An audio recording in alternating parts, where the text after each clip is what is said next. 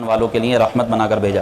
وہ اسی سورہ مبارکہ میں، سورہ انبیاء میں، وما ارسلناک الا رحمۃ للعالمین. حضور رحمت ہیں سارے عالمین کے لیے. مفسرین کہتے ہیں عالمین، عالمین عالم کی جمع ہے. عالم کہتے ہیں ایک دنیا کو، ایک جہان کو. صرف دنیا میں 18,000 عالمین ہیں. کتنے؟ 18,000. دنیا کے اندر 18,000 عالم، ایک جہان ہے پورا. ان جہانوں میں 18,000 جہان ہیں. جیسے مثال کچھ مفسرین نے کاؤنٹ بھی کی، جیسے جنات کا ایک عالم ہے، جنات کی پوری ایک الگ دنیا ہے، جنات کا عالم ہے، جنات کی دنیا. اسی طرح پرندوں کا ایک عالم ہے، پرندوں کی دنیا ہے. درندوں کی دنیا ہے، جانوروں کی، چوپایوں کی. اسی طرح فرشتوں کی ایک دنیا ہے، فرشتوں کا عالم ہے، انسانوں کا عالم ہے. پھر زمین کے نیچے ایک مخلوق ہے، یعنی جو تری میں ہے، پانی میں ہے. یہاں تک لکھا ہے بعض سائنسدانوں نے جو ریسرچ کرتے ہیں، جن کی تھیوری آتی رہتی ہے، کہ زمین پر رہنے والی مخلوق سے زیادہ پانی میں رہنے والی مخلوق ہے. پانی میں رہنے والی مخلوق مطلب مچھلیاں، تو دیگر حشرات الارض. اب آپ صرف کیڑے مکوڑوں کو لے لیں، یہ ان کا ایک عالم ہے. چیونٹیوں کا ایک عالم ہے، تتلیوں کا ایک عالم ہے. تو اس طرح جو ہے نا یہ 18,000 جہان ہیں، اور ان تمام جہانوں کے لیے حضور رحمت ہیں. وما ارسلناک الا رحمۃ للعالمین. تمام جہانوں کے لیے اللہ پاک نے اپنے لیے ارشاد فرمایا رب العالمین، الحمدللہ رب العالمین. تمام تعریف اس اللہ کے لیے جو تمام عالمین کا رب ہے، تمام عالمین کو پالنے والا ہے، تمام عالمین کی پرورش فرمانے والا ہے. جتنے بھی عالمین ہیں سب کو اللہ رزق دے رہا ہے، سب کو اللہ تعالیٰ رزق دے رہا ہے. وہ کیسے دے رہا ہے یہ وہی جانتا ہے. صرف شارک مچھلی کے حوالے سے لکھا ہے کتابوں میں کہ ٹنوں منوں کے حساب سے اس کی خوراک ہے ایک ٹائم کی. یعنی اگر انسان جمع ہو جائے اس کی خوراک اکٹھا کرنے، تو وہ ایک سال کی خوراک بھی اکٹھا نہ کر سکیں. شارک مچھلی کی اتنی خوراک ہے. یعنی شارک مچھلی بہت بڑی مچھلی ہوتی ہے سمندر کی. اللہ تعالیٰ روزانہ اس کو رزق دے رہا ہے. اور اس طرح کی نہ جانے کتنی مخلوق ہیں. تو وہ سب کا رب ہے، سب کو پال رہا ہے. تو جس کا وہ رب ہے، جس جہان کا وہ رب العالمین ہے، اس جہان کے لیے اس رب نے اپنے نبی کو رحمت للعالمین بنایا. حضور رحمت ہیں. اور رحمت کا ایک معنی یہ بیان کیا مفسرین نے کہ اللہ پاک جہان کو جو رزق دے رہا ہے وہ نبی پاک صلی اللہ علیہ وسلم کے صدقے میں دے رہا ہے. کیونکہ اللہ پاک نے حدیث پاک بخاری شریف کی، حضور فرماتے ہیں واللہ یعطی انما انا قاسم. اللہ عطا کرتا ہے اور میں تقسیم کرتا ہوں. میں تقسیم کرتا ہوں. کیا؟ اللہ عطا کرتا ہے اور میں تقسیم کرتا ہوں. یعنی جو کچھ اللہ تبارک و تعالیٰ عطا فرماتا ہے اس کو تقسیم کرنے والے نبی پاک صلی اللہ علیہ وسلم، وہ حضور علیہ الصلوۃ والسلام تقسیم فرماتے ہیں. حضور کی تقسیم سے پوری دنیا کو ملتا ہے. تو یہ نبی پاک صلی اللہ علیہ وسلم کی شان میں سورہ انبیاء میں یہ آیت مبارکہ وما ارسلناک الا رحمۃ للعالمین. بہرحال اس صورت کے مضامین، اس صورت کا مرکزی مضمون یہ ہے کہ اس میں اسلام کے بنیادی عقائد جیسے توحید، نبوت، رسالت، قیامت کے دن دوبارہ زندہ کیے جانے اور اعمال کی جزا و سزا ملنے کے دلائل کے ساتھ بیان موجود ہے. اور اس صورت میں یہ چیزیں بیان کی گئی ہیں. اس کی ابتدا میں قیامت کا وقوع اور لوگوں کا حساب قریب ہونے اور لوگوں کے حساب کی سختیوں اور دیگر چیزوں سے غافل ہونے کا ذکر کیا گیا. اور یہ بیان کیا گیا ہے کہ لوگ قرآن سننے سے اعراض کرتے ہیں اور دنیاوی زندگی کی لذتوں سے دھوکہ کھائے بیٹھے ہیں.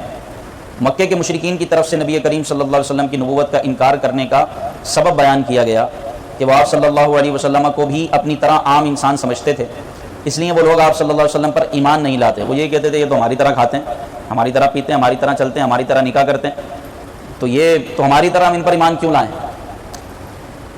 اس لیے وہ لوگ آپ پر ایمان نہیں لاتے. نیز ان کے اس نظریے کا رد کیا گیا کہ انبیاء کرام کو کوئی وحی وغیرہ یہ جو بیان کیا کہ اللہ تعالیٰ نے اپنے ایک ہونے کی جو دلیل بیان فرمائی کہ اگر زمین و آسمان میں 2 خدا ہوتے تو یہ سب برباد ہو جاتا، ہر ایک اپنی کرتا. ایک بڑھیا تھی، بڑھیا امام اعظم کا دور تھا، وہ بالکل جاہل اجٹ، وہ گاؤں دیہات میں رہنے والی. اس طرح بوڑھی خواتین ہوتی ہیں. تو امام اعظم کے زمانے میں دہریت عروج پر تھی. دہریت یعنی جو خدا کے وجود کا انکار کرنے والے.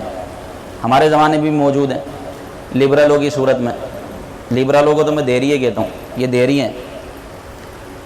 تو امام اعظم کے زمانے میں اس طرح کے لبرل اور دہریوں کا عروج تھا جو اللہ کے وجود کے منکر تھے، نہیں مانتے تھے، اور دنیا خود ہی چل رہی ہے. اچھا بھائی، تو ایک دہریہ ایک بوڑھی عورت کے پاس آیا، وہ چکی چلا رہی تھی. اس سے پوچھا کہ بتا تیرا خدا کے بارے میں کیا نظریہ ہے؟ اس نے کہا میرا خدا ایک ہے، وحدہ لا شریک ہے، وہ تنہا ہے، یکتا ہے، وہ سب کو پال رہا ہے. اس نے کہا کہاں سے پڑھا ہے تو نے؟ تو کیسے جانتی ہے کہ خدا ایک ہے؟ اس بڑھیا نے کہا میں اس چکی سے جانتی ہوں، اس چکی کی وجہ سے مجھے پتہ چلا ہے کہ خدا ایک ہے. اس نے کہا ہے یہ کیسے؟ کہا کہ دیکھ یہ چکی ایک بندے ہی چلا سکتا ہے، اگر دو چلائے گا تو پھر یہ چکی چل نہیں سکے گی. اگر دو بندے مل کر اس چکی کو چلانا چاہیں تو کبھی وہ اپنی طرف چلائے گا، کبھی دوسرا اپنی طرف چلائے گا، تو چکی چل ہی نہیں سکے گی، کام ہی نہیں ہو سکے گا. تو جب کوئی چکی دو بندے مل کر نہیں چلا سکتے تو اس پوری کائنات کو دو خدا کیسے چلا سکتے ہیں؟ ایک ہونا ضروری ہے ورنہ نظام درم برم ہو جائے. تو وہ بڑا حیران ہوا. اس نے پھر پوچھا کہ اس کا مطلب خدا کا وجود ہے؟ تو اس نے کہا بالکل ہے. کہا وہ کیسے پتا چلا؟ وہ بھی بولا وہ بھی اسی چکی سے پتا چلا، کیونکہ یہ چکی اسی وقت چلے گی جب کوئی چلانے والا ہو. بغیر چلائے تو چکی نہیں چل سکتی نا. آپ کہتے ہیں نا چھری کاٹتی ہے، میں اس کا انکار کرتا ہوں، چھری کاٹ ہی نہیں سکتی جب تک کہ کوئی کاٹنے والا موجود نہ ہو. گاڑی چلتی ہے، نہیں چل سکتی جب تک کہ کوئی چلانے والا موجود نہ ہو. تو جب کوئی چکی عام سی ایک ہلکی پھلکی چکی اتنی حقیر شے، اس کو چلانے کے لیے ایک بندے کا وجود ہونا ضروری ہے، تو اس پوری کائنات کو چلانے کے لیے خدا کا وجود ہونا ضروری ہے. اور اس دہریے کو جو ہے نا لاجواب کر دیا اس بڑی خاتون نے. تو اللہ جس کو ہدایت عطا فرمائے، ورنہ قرآن کی آیتیں پڑھ پڑھ کے آپ سنائیں، جس کے نصیب میں ہدایت نہیں ہے وہ ہدایت نہیں پا سکتا. اس لیے دعا کرنی چاہیے اللہ پاک ہم سب کو صراط مستقیم پر گامزن فرمائے اور سیدھے راستے پر استقامت کے ساتھ ہم اپنی زندگی گزاریں. کئی انبیاء کرام علیہ الصلوۃ والسلام کا ذکر خیر ہے. میں یہاں حضرت یونس علیہ نبینا علیہ الصلوۃ والسلام کا واقعہ آپ کے سامنے بیان کرتا ہوں. یہ بھی اللہ کے بڑے برگزیدہ نبی تھے اور انہوں نے اپنی قوم کو بڑا سمجھایا کہ اللہ پاک کی عبادت کرو اور بتوں سے دور رہو، شرک سے بچو. لیکن ان کی قوم نے ان کی بات نہ مانی. تو حضرت یونس علیہ الصلوۃ والسلام نے اپنی قوم کو کہا کہ اب ان قریب تم پر عذاب آئے گا، ان قریب تم پر عذاب آئے گا. آپ یہ کہہ کر چل دیے اور اپنی قوم سے غصے کی حالت میں واپس پھر گئے. غصے کی حالت میں اپنی قوم سے جدا ہو گئے اور دریا پر آئے. دریا پہ ساحل پر کھڑے ہو گئے. ایک ملاح کشتی چلا رہا تھا، اب اس کشتی میں سوار ہو گئے. اب یہاں قوم نے دیکھا کہ حضرت یونس علیہ السلام ہم سے ناراض ہو کر چلے گئے. تو وہاں کے لوگوں نے کہا کہ دیکھو ہم نے ان کی بات نہیں مانی، ایسا نہ ہو کہ ہم پر عذاب آ جائے. اب دیکھو کہ اگر صبح کو حضرت یونس ہم میں موجود ہیں تو عذاب نہیں آئے گا، اور اگر یہ ہم میں نہیں ہوتے اور یہاں سے باہر چلے جاتے ہیں، ہماری بستی سے نکل جاتے ہیں، تو سمجھو کہ عذاب ہمارا مقدر ہے. جب دیکھا تو حضرت یونس علیہ السلام تشریف لے گئے تھے، بستی سے نکل گئے. تو اب آپ جیسی ہی بستی سے نکلے کہ اللہ تبارک و تعالیٰ کے عذاب کے آثار ان بستی والوں پر آنا شروع ہو گئے، بادل آنا شروع ہو گئے. اور جب ان بستی والوں نے دیکھا کہ حضرت یونس علیہ السلام بھی تشریف لے گئے اور اب عذاب کے آثار نمایاں ہو رہے ہیں، نظر آ رہے ہیں، اور ان پر گہرے اور کالے بادل آنا شروع ہو گئے، تو اب انہوں نے سمجھ لیا کہ اب ہم پر عذاب آئے گا. اس سے پہلے کہ عذاب آتا، پوری قوم نے اللہ کی بارگاہ میں سچے دل سے توبہ کی اور سب سجدے میں گر گئے اور حضرت یونس علیہ الصلوۃ والسلام پر ایمان لے کر آئے. سب نے تصدیق کی اور اللہ پاک کی بارگاہ میں سچی توبہ کی، سچی توبہ کی. تو جب اللہ تبارک و تعالیٰ نے یہ دیکھا کہ پوری قوم ہی سجدے میں گر گئی اور سچے دل سے توبہ کر لی اور میرے نبی پر بھی ایمان لے کر آئے، تو اللہ تبارک و تعالیٰ نے عذاب کو پھیر لیا، عذاب واپس لے لیا. وہ عذاب تھا بادلوں کی صورت میں جو ان پر آنا تھا، لیکن انہوں نے پوری قوم نے بیک وقت سجدے میں گر کے اللہ پاک کی بارگاہ میں توبہ کی، حضرت یونس علیہ السلام کی رسالت کو تسلیم کیا، اور اللہ پاک نے جب ان کی سچی توبہ دیکھی تو عذاب پھیر لیا، ان پر عذاب نہ آیا. اب حضرت یونس علیہ السلام جب دوسرے دن بستی میں تشریف لائے، آپ یہ سوچ کر بستی میں داخل ہوئے کہ اب تو عذاب ان پر آگے ہوگا اور یہ تہس نہس ہوئے ہوں گے، عذاب نے ان کو ختم کر دیا ہوگا، لیکن جب آپ آئے تو آپ نے دیکھا تو بستی تو صحیح سلامت ہے، کوئی عذاب نہیں آیا۔ جب آپ نے یہ دیکھا تو آپ نے دل میں سوچا کہ اب اگر میں بستی میں جاؤں گا تو یہ لوگ تو مجھے جھوٹا کہیں گے، کیونکہ میں تو ان کو عذاب کی خوشخبری، عذاب کی خبر دے کر گیا تھا، یہ تو ویسے ہی میرے منکر تھے، اب اگر میں جاؤں گا تو یہ کہیں گے ہم پر تو کوئی عذاب نہیں آیا، آپ تو جھوٹے ہیں معاذ اللہ ثم معاذ اللہ، اور پھر یہ میری تردید کریں گے۔ تو پھر آپ غضب کی حالت میں چل دیے دریا کی طرف، وہاں پر ایک کشتی میں بیٹھ گئے۔ وہاں کشتی میں بیٹھ کر جب کشتی دریا کے درمیان میں وسط میں پہنچی تو وہاں کشتی والوں کا آپس میں جھگڑا ہوا یا کشتی میں کوئی مسئلہ ہوا، تو ان کشتی والوں نے کہا کہ یہ مصیبت یا جو پریشانی ہمیں آئی ہے لگتا یوں ہے کہ ہم میں کوئی بھاگا ہوا غلام ہے۔ کشتی میں اور بھی افراد تھے، کہا کہ یہ جو مصیبت ہمیں آئی ہے کوئی بھاگا ہوا غلام ہے جو اپنے مالک سے بھاگ کر ہمارے پاس آیا، لہذا قرآن دازی کرتے ہیں، جس کا نام نکلے گا اس کو دریا میں پھینک دیں گے۔ اب جب قرآن ڈالا گیا تو اس میں حضرت یونس علیہ السلام کا نام نکلا، حالانکہ اللہ کے نبی تھے، وہ ان کو پہچان نہ سکے، تو انہوں نے سب نے مل کر حضرت یونس علیہ السلام کو بیچ دریا میں پھینک دیا۔ اب حضرت یونس علیہ نبینا علیہ صلاۃ والسلام دریا کی گہرائی میں پہنچ گئے۔ ایک روایت میں دریا بھی ہے سمندر بھی ہے، تو وہ بہت گہرا دریا تھا اور اس کی گہرائی میں پہنچ گئے۔ اس کی گہرائی میں جیسے جیسے جاتے رہتے اندھیرا بڑھتا جاتا، تاریکی بڑھتی جاتی، یہاں تک کہ ایک مچھلی آئی اور اس مچھلی نے آپ کو نگل لیا اور آپ مچھلی کے پیٹ میں چلے گئے۔ اس کا بیان اللہ پاک نے سورہ انبیاء میں آیت نمبر 87 اس میں اس طرح ارشاد فرمایا، وَظَنُّونِ إِذْ ذَهَبَ مُغَاضِبًا فَظَنَّ أَن لَّن نَّقْدِرَ عَلَيْهِ فَنَادَىٰ فِي الظُّلُمَاتِ أَن لَّا إِلَٰهَ إِلَّا أَنتَ سُبْحَانَكَ إِنِّي كُنتُ مِنَ الظَّالِمِينَ۔ اور ذُنُّون کو یاد کرو، ذُنُّون حضرت یونس علیہ السلام کا لقب تھا۔ جب وہ غضبناک ہو کر چل پڑے تو اس نے گمان کیا کہ ہم اس پر تنگی نہ کریں گے، تو اس نے اندھیروں میں پکارا کہ تیرے سوا کوئی معبود نہیں، تو ہر عیب سے پاک ہے، بے شک مجھ سے بے جا ہوا۔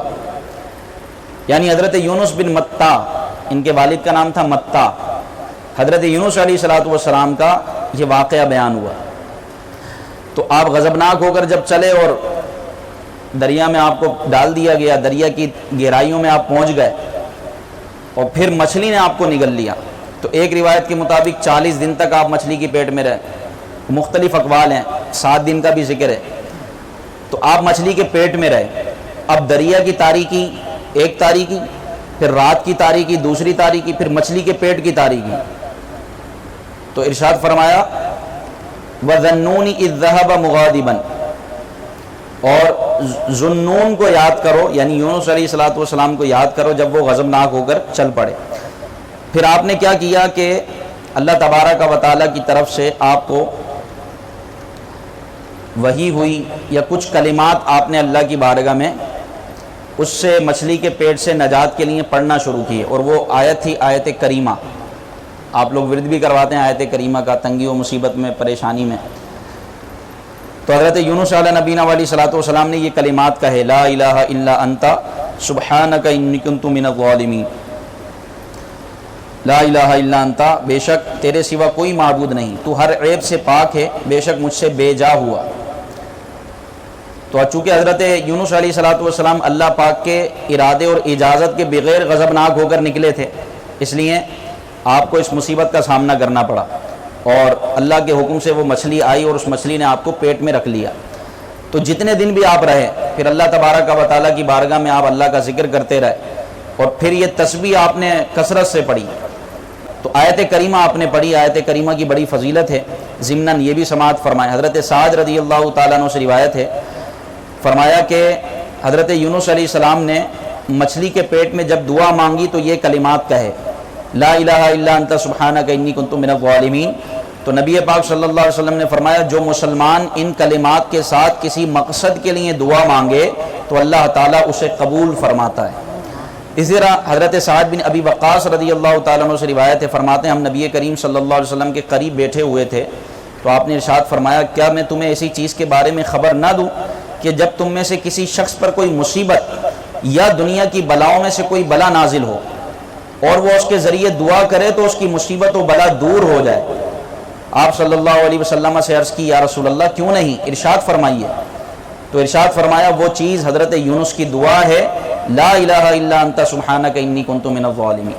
اسی طرح حضرت سعد بن مالک رضی اللہ تعالیٰ عنہ سے روایت ہے کہ نبی کریم صلی اللہ علیہ وسلم نے ارشاد فرمایا جو مسلمان اپنی بیماری کی حالت میں 40 مرتبہ لا الہ الا انت سبحانک انی کنت من الظالمین اس آیت کریمہ کے ساتھ دعا مانگے 40 مرتبہ، پھر وہ اس مرض میں فوت ہو جائے تو اسے شہید کا اجر دیا جائے گا، اور اگر تندرست ہو گیا تو اس کے تمام گناہ بخش دیے جائیں گے۔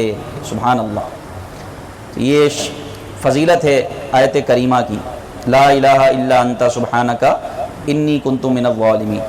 پھر آگے فرمایا فاستجبنا له ونجیناہ من الغم وکذلک ننجی المؤمنین، تو ہم نے اس کی پکار سن لی اور اسے غم سے نجات بخشی، اور ہم ایمان والوں کو ایسے ہی نجات دیتے ہیں۔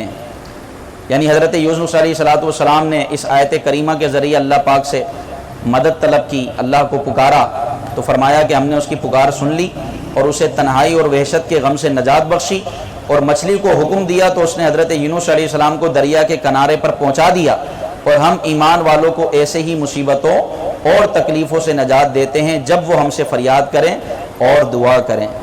حضرت سعد بن مالک رضی اللہ عنہ سے روایت ہے کہ نبی پاک صلی اللہ علیہ وسلم نے ارشاد فرمایا کیا میں تمہاری اللہ تعالیٰ کے اسم اعظم کی طرف رہنمائی نہ کروں جس کے ساتھ جب بھی دعا کی جائے تو وہ قبول ہو جائے، اور جب سوال کیا جائے تو عطا ہو جائے؟ وہ حضرت یونس علیہ السلام کی دعا ہے جو انہوں نے اندھیروں میں 3 بار کی تھی۔ ایک شخص نے عرض کیا رسول اللہ یہ حضرت یونس کے ساتھ خاص تھی یا تمام مسلمانوں کے لیے؟ تو آپ صلی اللہ علیہ وسلم نے ارشاد فرمایا کیا تم نے اللہ کا یہ ارشاد نہیں سنا، وَنَجَّيْنَاهُ مِنَ الْغَمِّ وَكَذَلِكَ نُنْجِي الْمُؤْمِنِينَ، اور اسے غم سے نجات بخشی اور ہم ایمان والوں کو ایسے ہی نجات دیتے ہیں۔ مراد یہ ہے کہ یہ دعا حضرت یونس علیہ السلام کے لیے خاص نہیں بلکہ مسلمانوں کے لیے بھی ہے، جب وہ ان الفاظ کے ساتھ دعا مانگیں گے تو ان کی دعا قبول ہوگی۔ تو یہ حضرت یونس علیہ نبینا علیہ صلاۃ والسلام کا مبارک واقعہ جو کہ 17ویں پارے میں مختصراً ذکر ہوا اور آیت کریمہ بیان کی گئی۔ اللہ پاک ہمیں بھی مصیبتوں سے بچائے، اور جب کوئی مصیبت تنگی پریشانی آ جائے تو اس آیت کریمہ کو کثرت سے پڑھیں۔ اور لوگ ماشاءاللہ ایک تعداد ہے ہم میں کہ اگر کوئی پریشانی یا مصیبت آتی ہے تو آیت کریمہ کا ورد کرواتے ہیں، یہ بڑا مجرب ہے، آیت کریمہ کا ورد کرواتے ہیں یا سلاموں کا ورد کرواتے ہیں۔